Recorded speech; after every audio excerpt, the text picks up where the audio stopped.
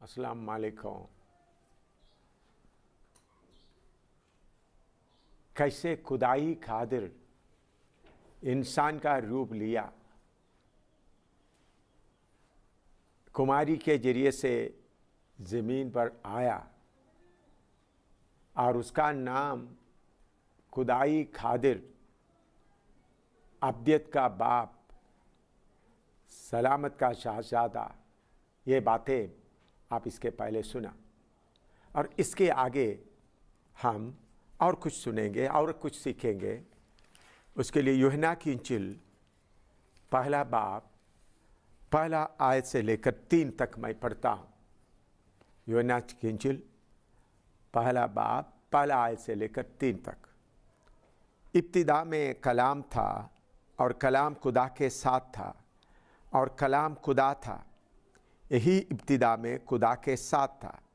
सारी चीज़ें उसके वसीले से पैदा हुई और जो कुछ पैदा हुआ है उसमें से कोई चीज़ भी उसके बगैर पैदा नहीं हुई। इधर में हम देखते हैं इब्तिदा में कलाम था और कलाम खुदा के साथ था और कलाम खुदा था। खुदा का शुक्र हो। और इसी बाब का 14 आयत में हम पढ़ते हैं। पहला यूहन्ना सुसमाचार, यूहन्ना का इंजील पहला अध्याय उसका 14। और कलाम मुजस्सम हुआ और फसल और सच्चाई से मामूर होकर हमारे दरमियान रहा और हमने उसका ऐसा जलाल देखा जैसा बाप के इकलौता का जलाल। देखिए, समझने की कोशिश कीजिएगा। इब्तिदा में कलाम था और कलाम खुदा के साथ था और कलाम खुदा था और कलाम मुजस्सम हुआ। आइए हम दुआ करते हैं। ये कलाम आपके अंदर अच्छी तरह बैठे या अच्छी तरह आपको ये कलाम समझ में आए। हम दुआ करते हैं। खुदावंद खुदा, आज फिर तेरा कलाम सुनने के लिए आपने मौका दिया है। एक एक का मन को खोल दे। जो अंधकार का शक्ति हकल को बांध कर रखा है, मन को बांध कर रखता होना, सारी इब्लीस का ताकत को खुदावंद यीशु मसीह के नाम से मैं हुक्म देते हैं उनके मन से छोड़ दे। और खुदावंद यीशु मसीह के नाम से मैं उनको हर एक का मन खोल देता हूं। जितने लोग ये कलाम सुन रहा है, यीशु मसीह के नाम में उनका हकल, उनका मन खुल जाए ताकि सही कलाम समझ सके। पाकरू इनको समझने के लिए मदद कर, खुदावंद यीशु के नाम से मांगते हैं, आमीन। देखो अजीजों, इधर में लिखा है इब्तिदा में कलाम था और कलाम खुदा के साथ था और कलाम खुदा था। और इधर हम पढ़ते कलाम मुजस्सम हुआ। इब्तिदा में कलाम था, कलाम खुदा के साथ था और कलाम खुदा था। उसके साथ इधर में लिखा है और कलाम मुजस्सम हुआ और फसल और सच्चाई से मामूर होकर हमारे दरमियान रहा। और कलाम मुजस्सम क्यों हुआ? एक बहुत बड़ा बात है। कल मैंने बताया खुदा इंसान के रूप में आया, वो एक भेद है। वही भेद के साथ साथ मैं आपके सामने ये सवाल रखता हूं, कलाम क्यों मुजस्सम हुआ? खादिरी खुदा, खुदाई खादिर को मुजस्सम होकर इंसान बनकर आया। उस बात को समझने के लिए आइए हम पैदाइश के समय के बारे में पैदाइश की किताब से कुछ बातें सीखने के लिए जाएं। पैदाइश की किताब पहला बाप उसका 26 से 28 तक। कलाम को क्यों मुजस्सम होना पड़ा, कलाम क्यों इंसान का रूप लिया, उस बात को समझने के लिए पैदाइश पहला बाप उसका 26 से 28 तक। फिर खुदा ने कहा कि हम इंसान को अपनी सूरत पर अपनी शाबे के मानिंद बनाएं और वह समुद्र की मछलियों और आसमान की परिंदों और चौपायों और तमाम ज़मीन और सब जानदारों पर जो ज़मीन पर रेंगते हैं इख्तियार रखें। और खुदा ने इंसान को अपनी सूरत पर पैदा किया। खुदा की सूरत पर उसको पैदा किया और नर और नारी उनको पैदा किया, और खुदा ने उनको बरकत दी और कहा कि फलो और बढ़ो और ज़मीन को मामूर और महकूम करो, और समुद्र की मछलियों और हवा के परिंदों और कुल जानवरों पर जो ज़मीन पर है चलते हैं इख्तियार रखो। इधर में हम देखते हैं खुदा इंसान को हम देखते हैं अपनी सूरत और अपनी शाबी के मानिंद बनाया और उनको बरकत देकर कहा फलो और बढ़ो और ज़मीन को मामूर और महकूम करो। खुदा ने यह बरकत देकर इंसान को बनाने का मकसद क्या था, वो मकसद को समझना, खुदा का मकसद क्या है समझने के लिए मुखाशिफा 21वां बाब उसका पहले से लेकर 8 तक हम पढ़ते हैं। खुदा का मकसद जब आप समझेगा नहीं, खुदा का योजना, खुदा का प्लान जब आपको समझ में नहीं आएगा, तब आप सोचेंगे क्या क्या हो रहा है। इस धरती में खुदा जो कुछ कर रहा है बिना मतलब से कुछ नहीं करता। खुदा अपना मकसद के अनुसार, अपना प्लान, अपने योजना के अनुसार करता है।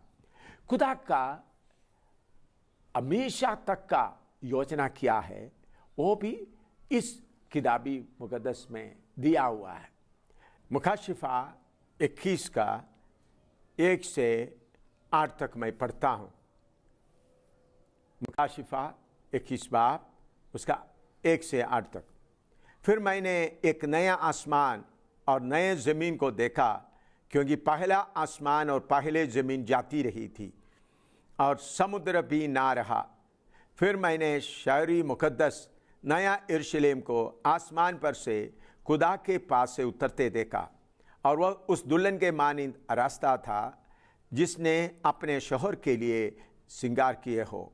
फिर मैंने तख्त में से किसी को बुलंद आवाज से यह कहते सुना कि देख, खुदा का कैमा आदमियों के दरमियान है, वह उनके साथ कैमा करेगा और वह उसके लोग होंगे, और खुदा आप उनके साथ रहेगा और उनका खुदा होगा, और वह उनकी आंखों के सब आंसू पोंछ देगा। इसके बाद मौत नहीं रहेगी और ना मातम रहेगा और ना और नाला ना दर्द, पहली चीज़ें जाती रही। और जो तख्त पर बैठा हुआ था उसने कहा कि देख, मैं सारी चीज़ों को नया बना देता हूँ। फिर उसने कहा कि लिख लें, क्योंकि ये बातें सच और बरहक हैं। फिर उसने मुझसे कहा कि ये बातें पूरी हो गई। मैं अल्फ़ा और ओमेगा यानी इब्तिदा और इंतहा हूँ। मैं प्यासों को अभी आयत के चश्मे से मुफ्त पिलाऊंगा। जो गालिब आए वह इन चीज़ों का वारिश होगा, और मैं उसके खुदा होगा और वह मेरे बेटा होगा।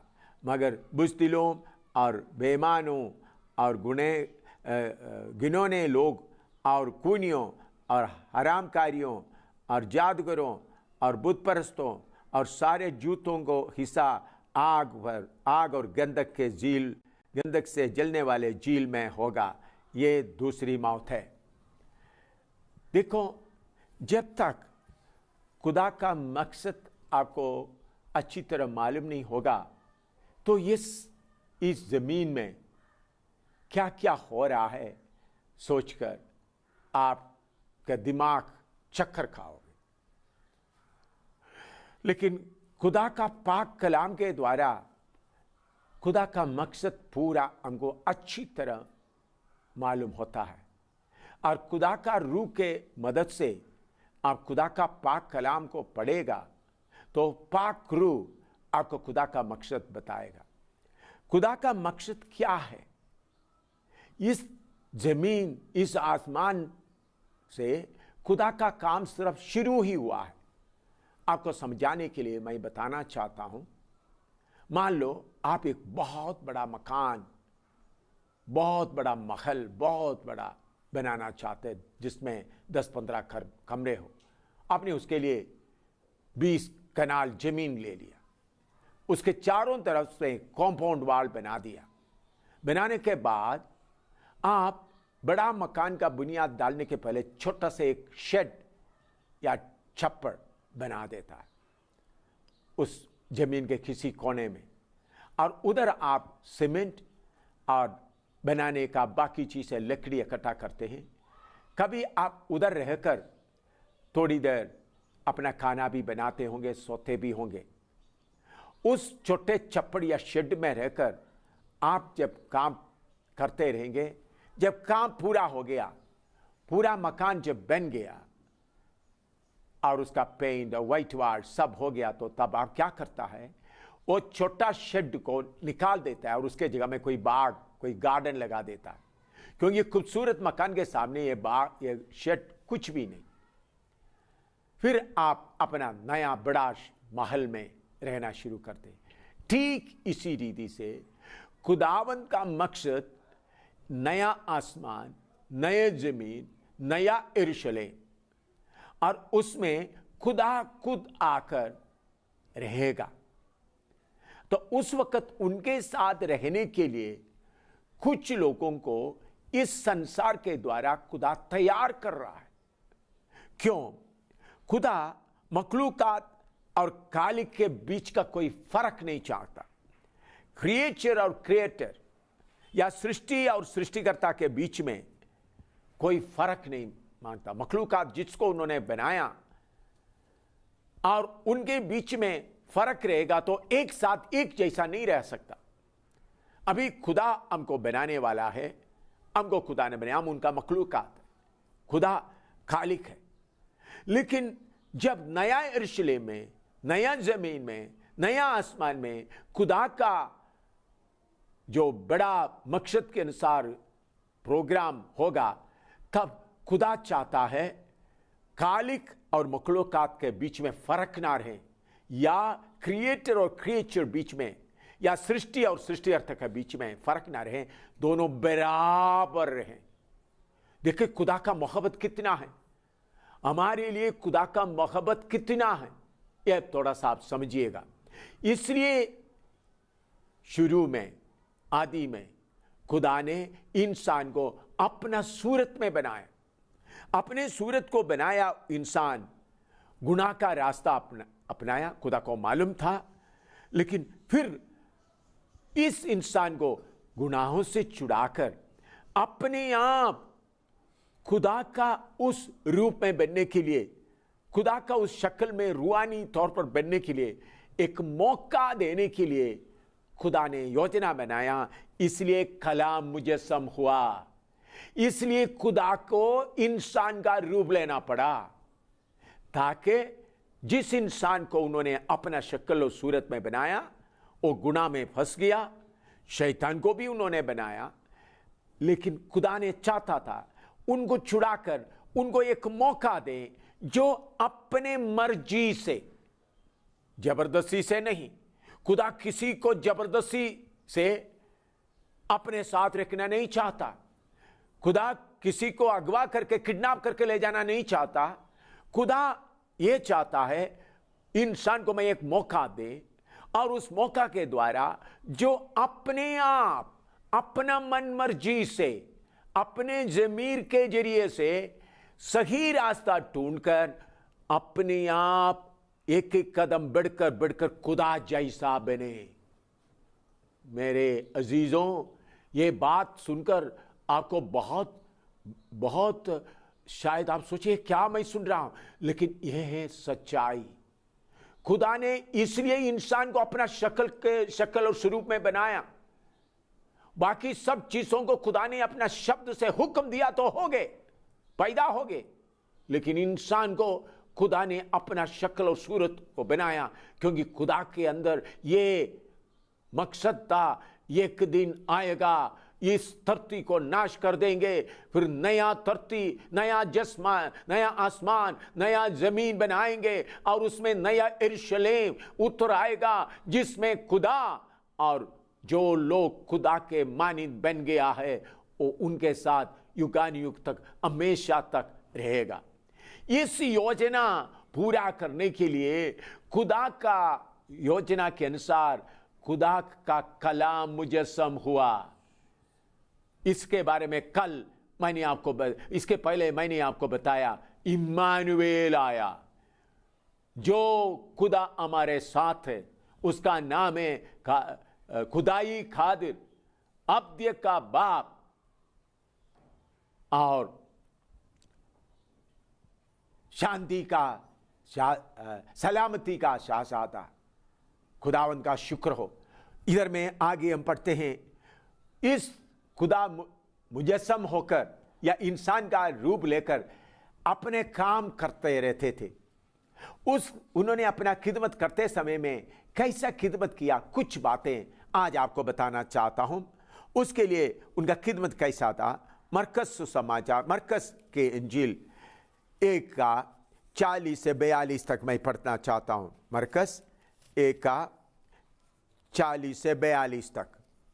जब एक कलाम मुजस्सम हुआ या खुदा इंसान का रूप लिया तो उन्होंने कैसा खिदमत किया। मरकस के इंजील 1 का 40 से 42 तक। और एक खोड़ी ने उसके पास आकर उसकी मिन्नत की और उसके सामने घुटने टेकर उसे कहा, अगर तू चाहे तो मुझे पाक साफ कर सकता है। उसने उस पर तरस खाकर हाथ बढ़ाया और उसे छूकर उसे कहा, मैं चाहता हूं तू पाक साफ हो जा। और फिलिपर उसका कोट जाता रहा और वह पाक साफ हो गया। देखिए, खुदा जो इंसान बनकर आया, उन्होंने कैसा खिदमत किया है। उस जमाने में कोड़ियों के बारे में उधर के लोग, मजहब के लोग सिखाते थे, कोड़ी सबसे बड़ा गुनहगार है। अगर किसी के घर में कोई कोड़ी हो जाता है, उनको घर से निकाल देता है। कोड़ियों के घर में ही रहना। अगर बाप कोड़ी हो गया तो उनको निकाल देगा, माँ कोड़ी हो गई तो उनको निकाल देगा, और बेटा बेटी कोई भी कोड़ी, राजा भी कोड़ी हो गए। मैंने पहले बताया, उजिया राजा जब कोड़ी हो गए उनको निकाल दिया गया। तो अगर उधर का कानून रिवाज ये था, अगर कोई भी कोड़ी को छूना नहीं। अगर कोई कोड़ी को छू लिया तो 7 दिन तक घर के अंदर दाखिल नहीं होना। तो इधर में एक कोड़ी आ गई।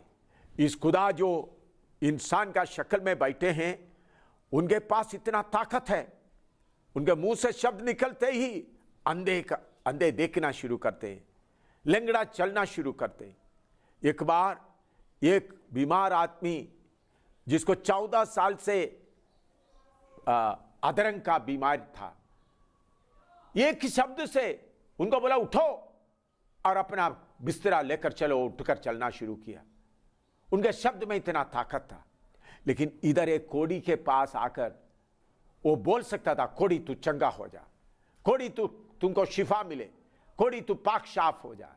लेकिन उन्होंने ऐसा नहीं किया, बल्कि उन्होंने क्या, इधर हम देखते हैं, उसने उस पर तरस खाकर हाथ बढ़ाया और उसे छूकर उनसे कहा, मैं चाहता हूं तो पाक साफ हो जा। और फिलिपर उसका कोट जाता रहा और वह पाक साफ हो गया। एकदम उसका कोट जाता रहा। देखिए,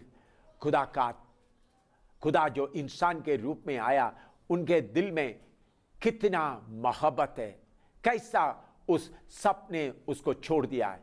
उनका माँ उनको छूना नहीं चाहता, उनका माँ बाप उनको छूना नहीं चाहता, उनका बीवी उनको छूना नहीं चाहता, उनका बेटा और बेटी छूना नहीं चाहता। लेकिन तरस से भरा हुआ खुदावंद जो इंसान के शक्ल में उधर बैठे हैं, उन्होंने उसको छुआ। उन्होंने उसको छूकर एकदम उस कोड़, जब उन्होंने छुआ, कोड़ का बीमारी एकदम उनसे चले गया, वो पाक साफ हो गया। मैं खुदावंद का शुक्र करता हूं इस मोहब्बत से भरा हुआ इस खुदावंद के लिए। इसके साथ साथ इन्होंने कैसा और एक मौजज़ा किया, उसके बारे में मैं आपको बताना चाहता हूं। उसके लिए मरकस की इंजील 4 का 35 से लेकर 41 तक मैं पढ़ना चाहता हूं। मरकस 4 का 35 से लेकर 41 थे। उसी दिन जब शाम हुई, उसने उनसे कहा, आओ पार चले। और वह भीड़ को छोड़कर उसे जिस तरह वह था किश्ती पर साथ चले, और उसके साथ और भी किश्तियां थी। तब बड़ी आंधी चली और लहरें किश्ती पर यहाँ तक लगी कि किश्ती पानी से भरी जाती थी, और वह खुद पीछे की तरफ गद्दी पर सोता था। बस उन्होंने उसे जगाकर कहा, ए उस्ताद, क्या तुझे फिक्र नहीं कि हम हलाक हुए जाते हैं? उसने उठकर हवा को ढांढा और पानी से कहा, चुप रह, थम जा। तो हवा बंद हो गई और बड़ा अमन हो गया। फिर उनसे कहा, तुम क्यों डरते हो? अब तक ईमान नहीं रखते? और वह निहायत डरे और आपस में कहने लगे, बस ये कौन है कि हवा और पानी भी उसका हुक्म मानते हैं? देखिए कैसा कलाम मुजस्सम हुआ। जैसा इमानुएल खुदा इंसान बना, उन्होंने कैसा खिदमत करते हैं, इस बात को आप अच्छी तरह समझना है। खुदावन यीशु का शख्सियत हम देखते समय में, एक तरफ वो पूरा खुदा है, दूसरा तरफ वो पूरा इंसान है। कुछ अजीज लोगों को यह बात मालूम नहीं हुआ, इसलिए यीशु मसीह के इंसान का कुछ बात लेकर उनके बारे में कुछ कहते हैं। तो मैं अगला सीढ़ी में उन बातों के बारे में खोलकर बताऊंगा। खास करके डॉक्टर शक्कर नायक, जो शक्कर नायक, उन्होंने, वो बहुत मशहूर आदमी, मैं उनको आदर देता हूं, वो इज्जतवार आदमी हैं, पढ़े लिखे हैं, लेकिन उन्होंने खुदावंद यीशु मसीह के बारे में पब्लिक में कुछ चर्चा करता है, उसका पूरा जवाब मैं देना चाहता हूं ताकि लोगों को सच्चाई मालूम हो जाए। डॉक्टर साहब ने, डॉक्टर शकीर नाइक ने जो पढ़ा है, इस इंजिल से पढ़ा है, उन्होंने जो अपना बड़ा लेक्चरों में पब्लिक में बताते हैं, वो सही बताते हैं, वो झूठ नहीं बोलता। लेकिन बात यह है, उन्होंने खुदावंद यीशु मसीह का इंसान का शख्सियत में जो कुछ बातें उन्होंने बताया, वही उन्होंने देखा। खुदा का शख्सियत में उन्होंने क्या किया वो देखा नहीं, वो सुना नहीं। मैं विनती करता हूं डॉक्टर शकीर नायक भी इस बात को सुने और अपने आप को, अपने बातों को सही करने के लिए खुदा उनको मदद करे। उन्होंने जो कुछ बातें बोला है वो सही है, वो झूठ नहीं है, लेकिन इतना है, एक ही साइड उन्होंने देखा। उसका मतलब मैं आपको बताना चाहता हूं। चलो, ये ट्रे है, आप देखिएगा, इसका एक साइड देखेगा तो ऐसा ही दिखाई देगा, लेकिन दूसरा साइड देखने से और कुछ दिखाई देता है। ये दोनों साइड देखने के बाद ही मालूम होगा ये ट्रे है। ये साइड देखकर, सिर्फ यही साइड देखकर के कुछ बोलेगा तो काम नहीं बनेगा, तो सिर्फ यही साइड देखकर कुछ बोलेगा तो काम नहीं बनेगा। तो इसी मुताबिक खुदावंद यीशु मसीह के बारे में डॉक्टर शकीर नाइक भी और बाकी मेरे अजीज मुसलमान भाई लोग वो सबको मैं बड़े मोहब्बत से दावत देता हूं, सुनिए खुदावंद यीशु कौन है करके पहचानने के लिए थोड़ा कोशिश कीजिएगा। तो खुदावंद यीशु मसीह में हम आम इंसान का शख्सियत देखता है। इधर में उसके बारे में दोबारा मैं पढ़ता हूं, आप सुनिएगा। उस दिन जब शाम हुई, उसने उनसे कहा, आओ पार चले। और वह भीड़ को छोड़कर उसे जिस तरह वह था किश्ती पर साथ ले चले, और उसके साथ और भी किश्तियां थी। तब बड़ी आंधी चली और लहरें किश्ती पर यहां तक लगी कि किश्ती पानी से भरी जाती थी, और वह खुद पीछे की तरफ गद्दी पर सोता था। देखिए, खुदावन यीशु मसीह क्या कर रहा था? दिन भर मेहनत किया, उनका इंसान का शख्सियत में उन्होंने थक गया है, इसलिए उन्होंने उधर सो रहा था। तो जब उस इंसान की शख्सियत में सोते समय में क्या हुआ, वो उधर में बहुत आंधी आए और किश्ती डूबने के हालत में आए। उन्होंने जाकर उनको जगाया और कहा, ए उस्ताद, क्या तुझ फिक्र नहीं की, तुझे फिक्र नहीं है कि हम हलाक हुए जाते हैं? उसने उठकर हवा को ढांढा, उसने उठकर ए खुदा मदद करो करके दुआ नहीं किया, उसने उठकर हवा को ढांढा और पानी से कहा, चुप रह, थम जा। तो हवा बंद हो गई और बड़ा आमन हो गया। उन्होंने पानी से कहा, चुप रह, थम जा। और फिर उसने कहा, तुम क्यों डरते हो, अब तक ईमान नहीं रखते हो? और वह निहायत डरे और आपस में कहने लगे, बस ये कौन है कि हवा और पानी भी उसका हुक्म मानते हैं? देखिए, इधर में खुदावंद यीशु मसीह का दोनों शख्सियत एक साथ दिखाई देता है। इंसान के तौर पर वो थके हुए सो रहा है, उसके बाद उड़ता हुआ आंधी और तूफान को देखकर वो खड़े होकर दुआ नहीं कर रहे हैं, बोलते चुप रह, थम जा। उनके मुंह से ये जब ये शब्द निकला, हवा उसको पहचाना, पानी उसको पहचाना। ये कैसा है, इस बात को समझना है तो उत्पत्ति पहला बाप में हम देखते हैं। उत्पत्ति पहला बाप उसका 9 और 10, उत्पत्ति या पैदाइश, उत्पत्ति ने पैदाइश, उर्दू में पैदाइश पहला बाप उसका 9 और 10, पैदाइश पहला बाप उसका 9 और 10। और खुदा ने कहा कि आसमान के नीचे का पानी एक जगह जमा हो कि खुशकी नजर आए, और ऐसा ही हुआ।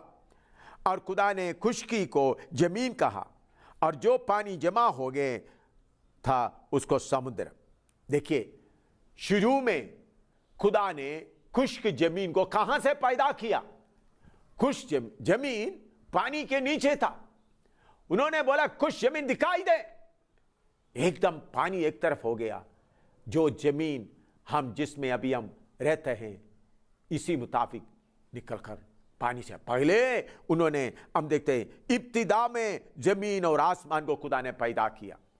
इब्तिदा में, शुरू में तो वो पानी के अंदर डूब गए थे, तो खुदा बोल रहा है खुश्की जमीन दिखाई दे, तो एक ही शब्द में पानी हट गया। तो इधर जब वो किश्ती में खड़ा होकर बोलते समय में पानी को मालूम होगा ये आवाज कोई पैगंबरों का आवाज नहीं है, कोई नबियों का आवाज नहीं है, कोई अवतार का आवाज नहीं है, खुदा का आवाज है। ये खुदा का आवाज हमने शुरू में सुना था। उन्होंने पानी की ओर देखते हुए बोला खुशकी दिखाई दे, एकदम पानी से खुशकी बाहर आ गया, पानी अलग हो गया। ये आवाज आंधी भी पहचान लिया, पानी भी पहचान लिया, एकदम पूरा अमन आ गया। उन्होंने क्या बोला? चुप हो जा, आवाज मत बनाओ और थम जा। इतना बड़े लहरें, आंधी सब, अगर वो खुदा ना होते तो उन्हें खड़ा होकर दुआ करना था, ए खुदा हमको बचा ले, हम इस समुद्र पार करने दे। उन्होंने ऐसा दुआ नहीं किया, वो खुद खुदा था, खुदा का रूप में वो खुद खुदा होने के कारण हुक्म दिया, थम थम थम जा, चुप हो जा। तो ये देखकर और वह निहायत डरे और आपस में कहने लगे, बस यह कौन है कि हवा और पानी भी उसका हुक्म मानते हैं। हवा और पानी भी हुक्म मानते हैं। खुदावंद यीशु मसीह कौन है? मेरे अजीजों, ये बात आपके मन में अच्छी तरह बैठे। और मैंने और एक घटना आपके सामने रखना चाहता हूं। उसके लिए लूका का इंजील 7 का 11 से 17 तक मैं पढ़ता हूं। लूका के इंजील 7 का 11 से 17 तक। थोड़े अरसे के बाद ऐसा हुआ कि वह नईन नाम एक शहर को गया और उसके शागिर्द और बहुत से लोग उसके हमरह थे। जब वह शहर के फाटक के नजदीक पहुंचा तो देखो एक मुर्दे को बाहर लिया जाते थे। वह अपनी माँ का इकलौता बेटा था और बहु बेवा थी और शहर की बहुतेरे लोग उसके साथ थे। उसे देखकर खुदावंद को तरस आया और उसे कहा, रो नहीं। फिर उसने पास आकर जनाजे को छुआ और उठाने वाले खड़े हो गए और उसने कहा, ए जवान, मैं तुझसे कहता हूं, उठ। वह मुर्दा उठ बैठा और बोलने लगा और उसे उसकी मां को सौंप दिया और सब पर दहशत छा गई और वह खुदा के बड़ी तरह बड़ाई करके कहने लगे कि एक बड़ा नबी हमें उठा है और यह भी खुदा ने अपने हुम्मत पर तवज्जुह किया है। और उसके निस्बत यह खबर सारे यहूदिया और तमाम गिरनवा में फैल गई। इधर में देखें, यह खुदा जो इंसान का रूप में शक्ल में चल रहा है, कौन चल रहा है मेरे अजीजों? खुदा चल रहा है। इस धरती में करीबन 2000 साल पहले हुआ घटना है। खुदा ही खादिर इंसान का शक्ल में, अब्दियत का बाप, इस सलामती का शहंशादा इस धरती में चल रहा है। उन्होंने नईम नाम शहर में आ रहा था, तो शहर में फाटक में आया तो देखा तो एक बहुत बड़ा जुलूस जा रहा है। उधर में एक नौजवान मर गए और उनका जनाजे लेकर जा रहा है। तो उधर के जो रीति के अनुसार, रिवाज के अनुसार, कुछ लोग दुखी लोग आगे जाते हैं पीछे जनाजे और उसके पीछे उनका माँ जो बेवा थी।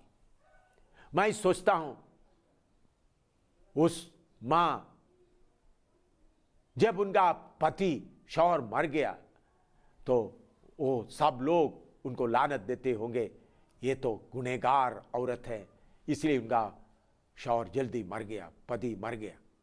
लेकिन फिर भी उनको एक बेटा था, बेटे के ऊपर उम्मीद था, मेरा बेटा बड़ा हो जाएंगे तब सब लोग जो मुझे लानत देता, श्राप देता है, तो मुंह बंद करेंगे, मैं शहर में घूमेंगे, रिश्तेदारों के पास जाएंगे।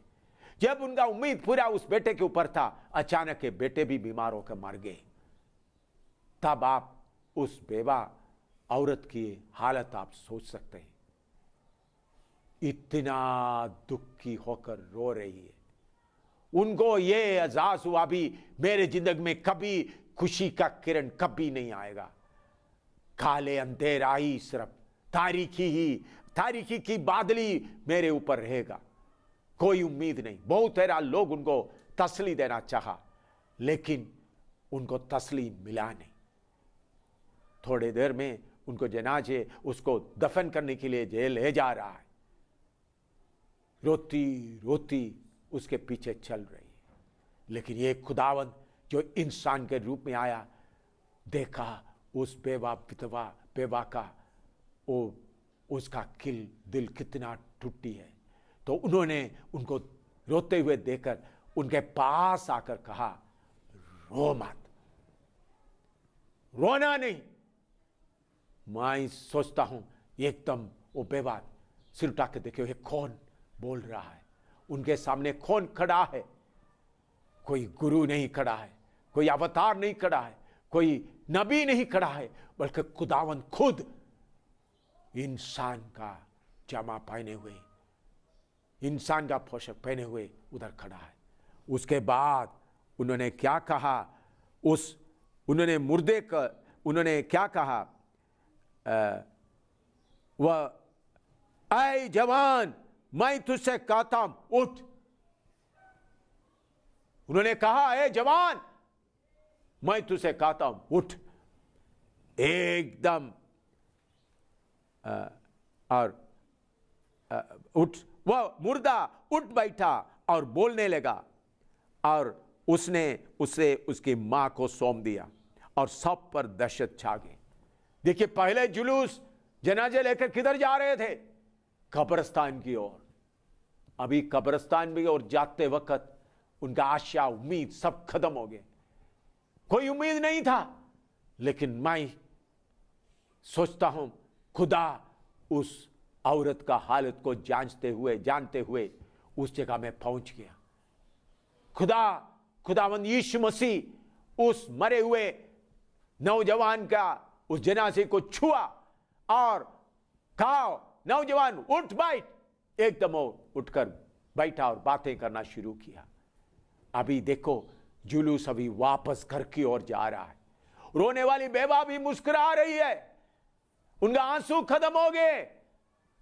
उन्होंने अपने बेटे को चूमते हुए सबके सामने खुशी से चल रहा है, क्योंकि उनका जीवन की आखिरी घड़ी में, निराशा में, जब सब खत्म हो गया, कोई उम्मीद नहीं रहा, तब खुदा से उन्होंने मेल कर दिया। अभी उधर में कौन खड़ा है? उधर खड़ा होकर ये दुआ नहीं करे, खुदावंद इस नौजवान को जिंदा करे, ऐसा नहीं, बल्कि उन्होंने बोला, नौजवान उठ। उनके मुंह से ये लफ्ज निकलते ही मौत को मालूम हो गया, ये कोई नबियों में से एक नहीं, ये गुरुओं में से एक नहीं, अवतारों में से एक नहीं, इंसान के रूप में हमारे बीच में चल रहा है। एकदम मरा हुआ नौजवान उठकर बैठा और बातें करने लगा।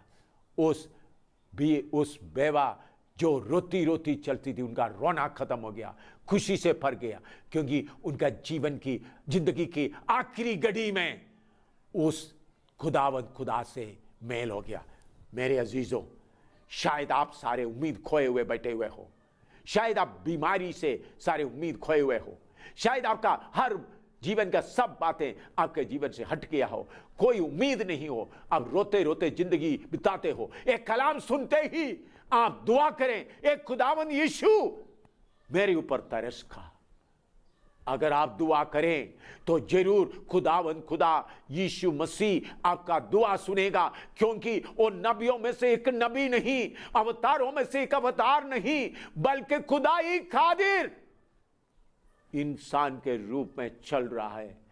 मैं आपके लिए दुआ करना चाहता हूं ताकि आप उसको पहचान कर सकें। आइए हमें आंखें बंद करें, उस खुदाई कादिर यीशु मसीह से हम दुआ करें।